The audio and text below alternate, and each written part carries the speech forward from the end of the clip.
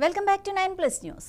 శ్రీకాకుళం జిల్లా టెక్కలి మండలంలోని బాలకపేట గ్రామ ప్రజలు విచిత్రమైన సమస్యతో సతమతమవుతున్నారు.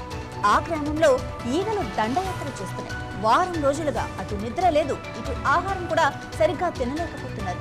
పరిస్థితి ఎంత దారుణంగా ఉందంటే చాలా మంది ఇళ్లకు తాళాలు వేసి బంధువుల ఇళ్లకు వెళ్లిపోయారు.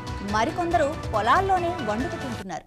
అసలు ఈగలు ఎక్కడి నుంచి వస్తున్నాయో తెలియక గ్రామస్తులు ఆందోళన చెందుతున్నారు. దీనికి పక్కనే ఉన్న పౌల్ట్రీ ఫారాలే కారణం కావచ్చని కూడా అనుమానిస్తున్నారు.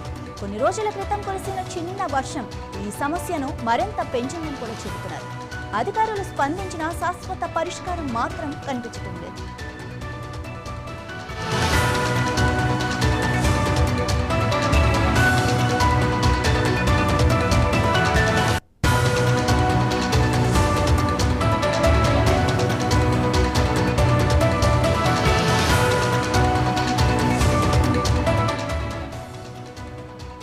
వారం రోజులుగా ఈగల దండయాత్రతో గ్రామ ప్రజల కంటి మీద కునుకు లేకుండా బతుకుతున్నారు.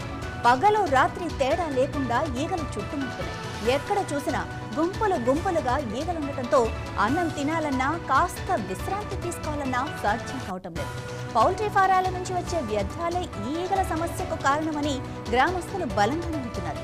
సాధారణంగా గ్రామం పరిశుభ్రంగానే ఉన్న 4 రోజుల క్రితం కురిసిన చిరుజల్లులు ఈగల బెడదను మరింత పెంచాయి. పంచాయతీ వైద్య సిబ్బంది గ్రామం చుట్టూ బ్లీచింగ్ పౌడర్, ఇతర రసాయనాలను పిచికారీ చేశారు. దీంతో కొంతవరకు తాత్కాలిక ఉపశమనం లభించినట్లు గ్రామస్తులు చెబుతున్నారు.